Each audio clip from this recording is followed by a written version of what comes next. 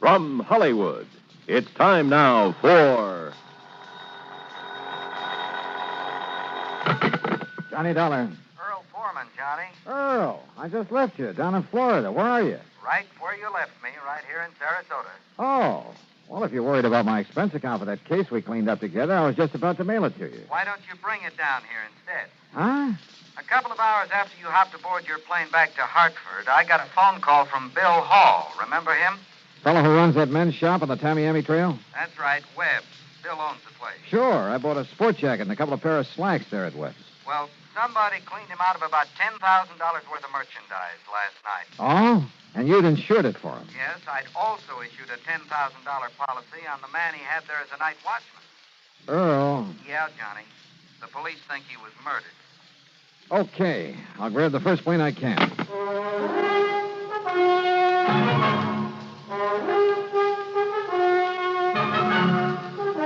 Bob Bailey in the exciting adventures of the man with the action-packed expense account.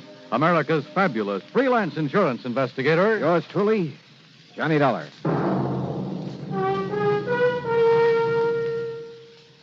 And now, Act One of yours truly, Johnny Dollar.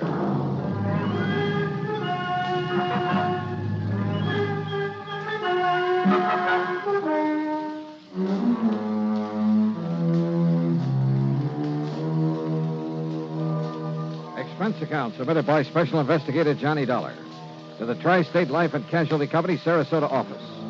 Following is an account of expenses incurred during my investigation of the net of circumstance matter. Expense account item 1, $75, plane fare and incidentals, Hartford to Tampa, Florida. There I'd figured on changing planes, but Earl Foreman met me in his car, and by 7 p.m. we arrived in Sarasota. We drove straight to Webb's. The place was in a mess. Well, I'll say this, Mr. Pullman. You certainly didn't waste any time. Well, I didn't see any reason to, Bill. Johnny, you remember Bill Hall. Yeah, sure. How are you, Bill? Not good, Dollar. Not good. Look at the place. Yeah, I see. You've lost a lot of your stock. We haven't finished checking yet. I sent the boys home to get some sleep, but as nearly as we can tell, whoever did this got away with over $9,000 worth of clothing and accessories, and heaven knows what they did to old Jimson. Jimson? Jimson Cooley, the night watchman. Earl, you said over the phone that you thought he's been murdered. Yes, sir. Somehow they must have got old Jimson to open the back door for them. Then when he saw what they were up to, he tried to fight them off. You'll see the marks of a big struggle out back. And bits of his clothing were lying around, covered with blood. But no sign of him. Johnny, the police figured that they must have killed him and then dumped his body somewhere. You keep saying they, Bill. They had so little time that, well, one man couldn't have done it alone very well. You see, it all happened between the regular rounds of the PD's prowl car. Last time this sort of thing happened, there were 3 men in on it. Oh, you been robbed before? About a year ago, something like 18,000 worth. The police managed to track down 2 of them. Oh? What about the third? Well, he was never identified, or rather, he was identified but never located. Anyhow, it was after that we put old Jimson on as night watchman. I wonder about that third man. Was your store the only place that Jimson watched? Yeah, after all, he was a pretty old man. I gave him the job to help him out as much as anything else. And I figured his just being around would keep something like this from happening again. I guess I was wrong. Jimson used to run a shrimp boat in his spare time. He used to work the spot east of Humpback Bridge a lot, south of City Island. That's right. Come to think of it, I heard a boat working out there last night. The point is, he couldn't really make a living at it, so he was glad to take what little we could give him for this watchman's job. And in return, somebody's taken his life. I'm afraid so. Of course, you can't be sure until his body's found. What are you thinking of, Johnny? Well, if by any chance this Jimson Cooley isn't dead... The police say that according to all the evidence... If he's still alive, he's the one person who could tell us something about whoever cleaned out this shop. Have the police found any actual clues to work on? Well, no. That's where you're wrong, sir. Sergeant Drummond. That's right. Johnny boy, how are you? Hiya, Sergeant. So they dragged you in on this. Yeah, I'm afraid so. Well, you know how it is, Drummond. When the police can't get anywhere, you call in the experts. Oh, and I thought you were a friend of mine, Mr. Pullman. You said that Bill was wrong, Sergeant. What's it? When he told me your boys haven't found any clues to who did this job and knocked off Jimson Cooley. Knocked him off, huh? Well, now, what's that mean? One of the boys picked up a drunk last night right in this neighborhood. Yeah? Late this morning, when he'd sobered up enough, we sent him home. But a little while ago, he comes barging back to headquarters. Seems he'd suddenly remembered something he saw around here last night. Go on, Sergeant. Oh, it must have been around 2 or 3 a.m. That's when we figured the robbery occurred. And the murder of Jimson Cooley. Yeah? Please, get to the point, Drummond. Well, he was holding up that building across the street, minding his own business and his bottle, when all of a sudden he saw a car come round from in back of this building and head north on the trail. Maybe two of them, he wasn't sure. Anyhow, the one he noticed was a little pickup truck. But in his condition, I suppose he didn't get a license number. Didn't need to, Johnny, because he recognized that truck. Oh? Yes, sir. And he said it was all loaded down with something, with an old piece of canvas stretched over it. The stuff that was stolen from me. Maybe. You say he recognized that pickup? Whose was it? Yeah.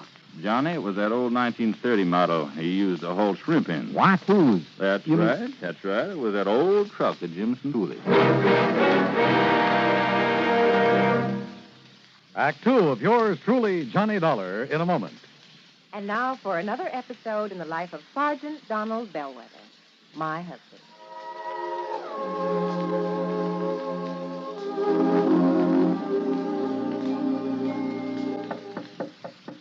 Good morning, Mrs. Bellwether. Would my lady prefer to have her breakfast in bed this morning? Oh, what a perfect husband. Thank you, darling. Here's the tray with the coffee, the toast, and the orange. Oh, fine. I forgot the orange juice. Hold the tray, honey. I'll be right back. Oh, darling, what happened? I stubbed my toe in the corner of the dresser. The National Safety Council was right. The what? Last night I read something in a National Safety Council pamphlet. Oh, Reba, And- how can you sit there talking about a pamphlet when I'm dying a slow, tortuous death? Oh, come over here, darling. I'm sorry. All right. Now, what's this about the National Safety Council? Did they predict I would stub my toe this morning? No, silly. It's just a coincidence. Only last night I read the statistics that prove that more home accidents occur in the bedroom of all places. Yeah? Not the bathroom or the kitchen or the home workshop. The bedroom. Yeah. Okay, from now on, when I walk around the bedroom, I'm going to wear my combat boots instead of these open-toed huaraches. Well, that might help, dear. But what everyone should be most careful of is taking medicine in the dark. Okay, my living safety encyclopedia. I will now fetch your orange. Oh, you're sweet. And it's just too bad that you nice men are so prone to accidents in the home. And the reason is because you brave men usually tackle the hazardous jobs around the house. Hey, I'll remember those kind words as I slowly limp back to the kitchen. One thing in your favor, though, Sarge. Married men stand a better chance of avoiding fatal accidents in the home. Now, is that a fact? Mm-hmm. You know, in one state, 75% of the men involved in home mishaps were unmarried. Well, I'm sure glad I'm married. Because the accident odds are better? Because I like my wife. Even when she first wakes up in the morning. That's my Donald. That's my doll.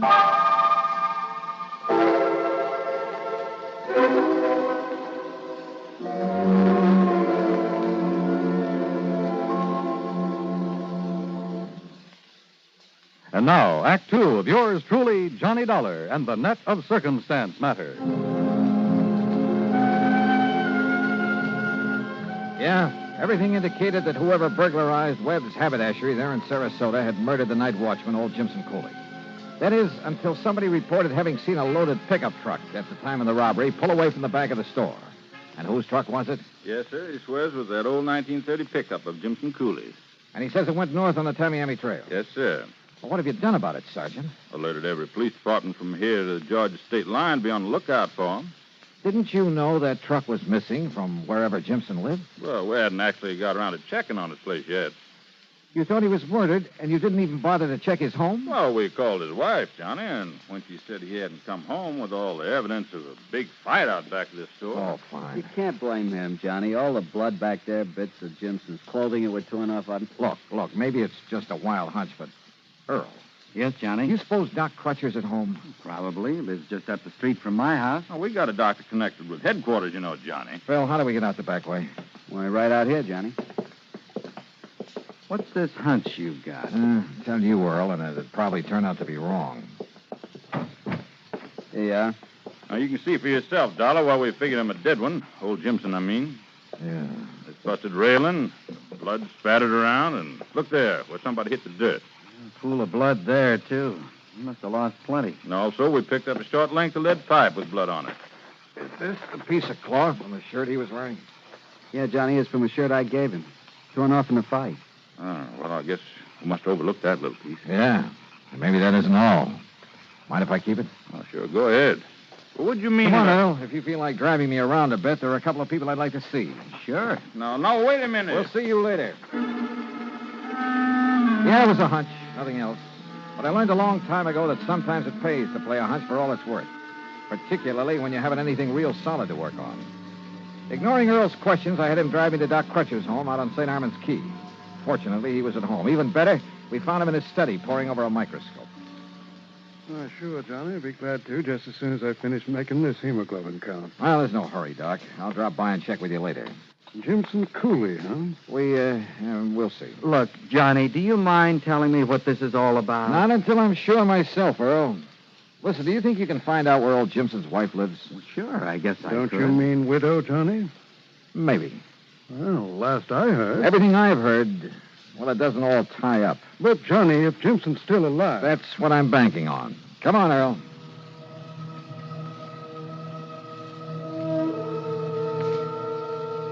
The Cooley place, far out on the edge of town, was a shack and nothing more.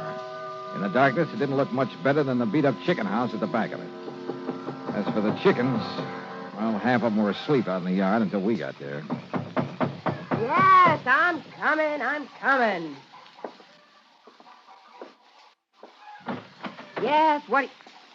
Oh, Mr. Pullman. Mrs. Cooley, this is Mr. Johnny Dollar. Listen in now, Mr. Pullman. They found Jimson's body yet? Well, no. As a matter of fact... Well, I sure hope they do. That's all I got to say. Because if they don't, at least what Miss Canterwell told me today, if they don't, I might have to wait 5-6 years before I can collect that insurance that Webb's bought on him.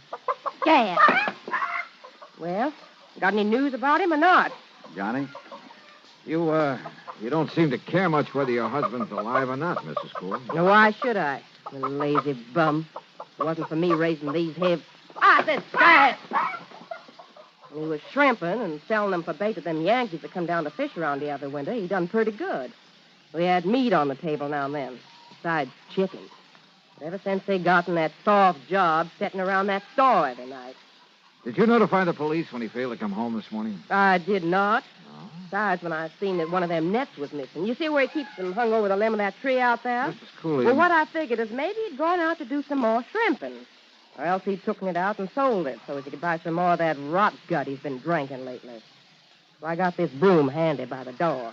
What do you mean? To keep him out so he wouldn't try to come in and beat me. Beat you? Sure, like he always does when he's been drinking. And then when he didn't come home at all, Mrs. and Cooley. when Miss Canterwell stopped by and told me he'd been killed. Well, you know who I think, Donnie? Who? One of that gang that tried to rob Webb's last year. Now, why do you think that? Because Jimson told me one of them was around town. That's why. Jimson knew who he was and didn't report it to the police? Well, how should I know? I wonder why not. Now, look, if you all didn't come around to pay me my insurance, what is it you want? Well, what I really stopped by for, Mrs. Cooley, was to see if you'd sell me one of your chickens. What? Yeah. Why, sure. Only it'll cost you money. Maybe 75 cents? All right. Here's $1, and we'll call it even. Well, thank you. Here, chick, chick, chick, chick, chick, chick. You look out for them fancy clothes of yours, and I'll wring its neck. There you are. Only I suppose you want it plucked, too. No, thanks. Suppose you just give me the head. Eh? Yeah, you can have the rest of it for dinner tomorrow. What? And come on, Earl. Let's get back to St. Armand's Key. I'm sorry, Johnny, but I really ought to have some of the materials down at my office for putting that specimen you gave me under the microscope. Of course, if you could wait until morning. Oh, sure, why not? Once more, I could use a little shut-eye. But here, Yeah. take along a sample of the blood from this, too, will you? You've been out raiding somebody's chicken coop? Well, you may want it for comparison, if you know what I mean. Yes, Johnny, I think I do. Well, I don't. Earl, why don't you and I go home and get some sleep?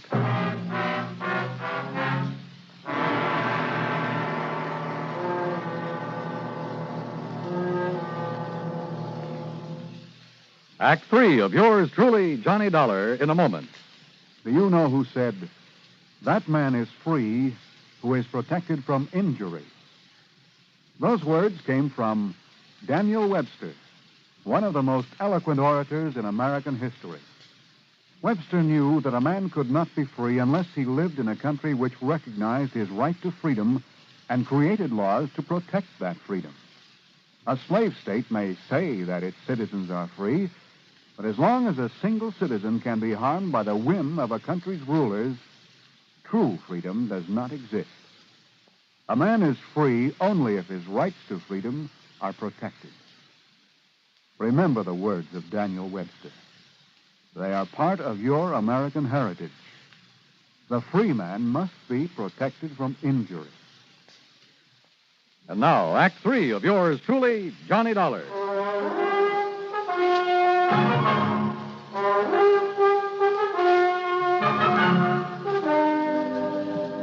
Early the next morning, I got a phone call from Sergeant Drummond down at headquarters. Yes, sir, Johnny. Some of the boys found him laying in his car on a little wagon trail just off Bee Ridge Road. Jimson Cooley?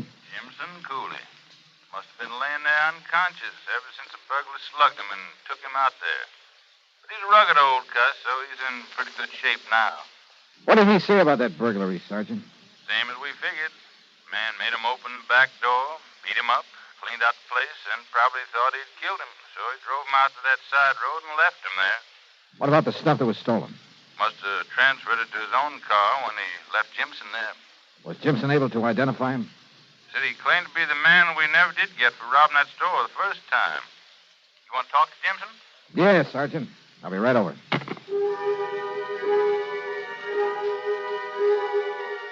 I had Earl driving down to headquarters. I saw Jimson Cooley, talked to him, but learned nothing from him I didn't already know. He was a disagreeable old coot, the sort who would get drunk and beat his wife. He still wore his badly torn clothes, and yes, he had a couple of cuts and bad bruises. But were they enough to account for all the blood we'd found in back of the store? I asked Earl to drive me over to Doc Crutch's office. Well, just finished, Johnny. And? I'm sorry, but the blood that was spilled out in back of that store was not chicken blood.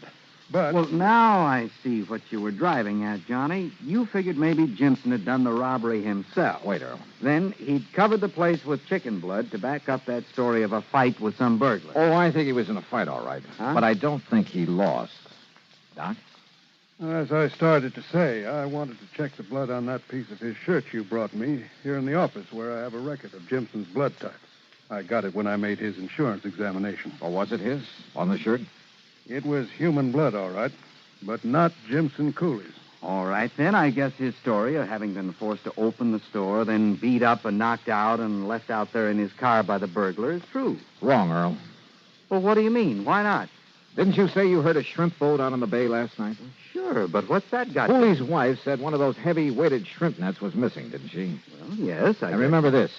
Bill Hall said that one man wouldn't have had time to take all that stuff out of his store alone. So maybe there were two burglars, and I still don't see... Jimson said there was only one, so I think he was helping him. And, Earl, do you think for a minute that Jimson lost all the blood we saw out in back of that store? You saw him there at headquarters. Well, he didn't exactly look as though he... Of course he didn't. But then, Johnny... First, we wanted to find Jimson's body, but then he turned up alive. Now we'd better find the body of this other man, whoever he is. You're right, Johnny. Then you'll really have a case. Sure.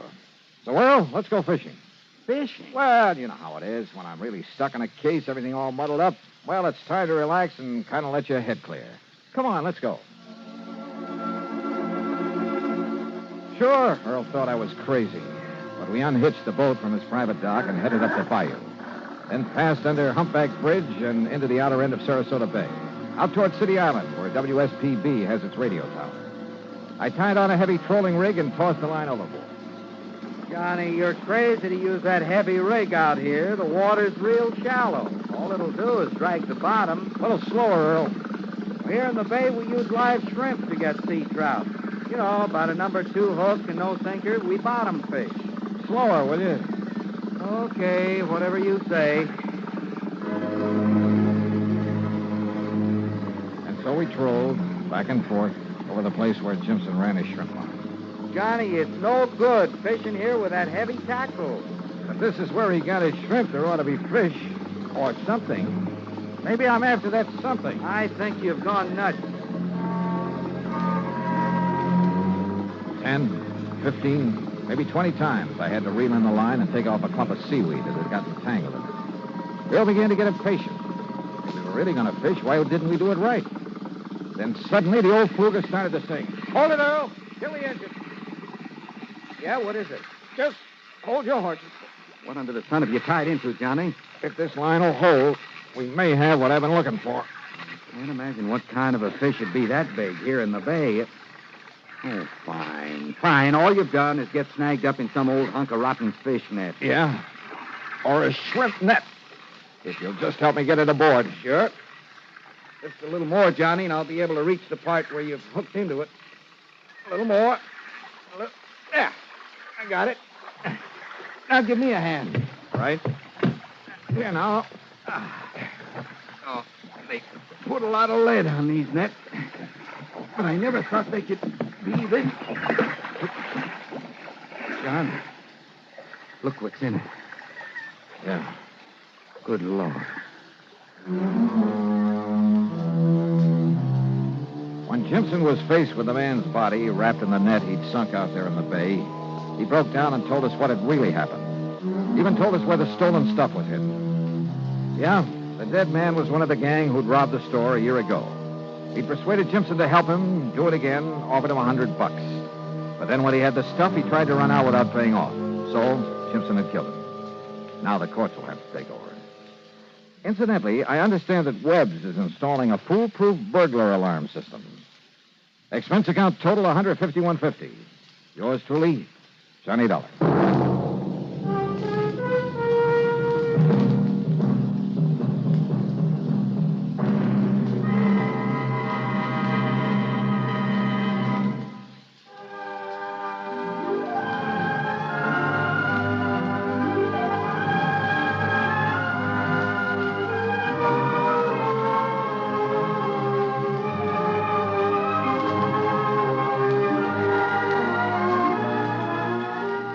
Yours truly, Johnny Dollar, starring Bob Bailey, originates in Hollywood and is written, produced, and directed by Jack Johnstone. Heard in our cast were Lillian Baeff, Vic Perrin, Harry Bartell, Barney Phillips, Bartlett Robinson, and Bill James. Be sure to join us next week, same time and station, for another exciting story of yours truly, Johnny Dollar. This is Dan Cubberly speaking.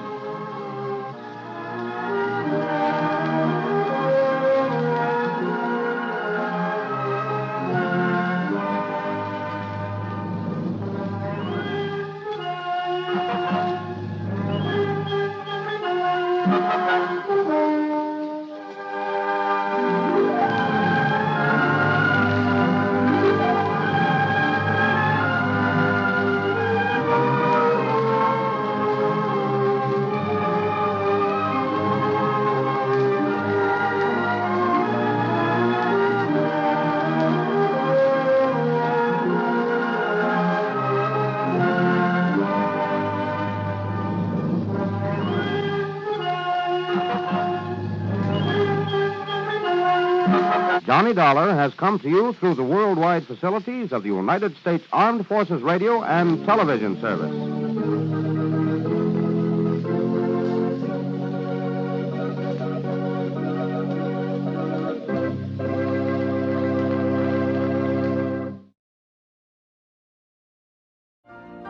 You've been listening to the OTR Gold Network. Find more classic radio at otrgold.com.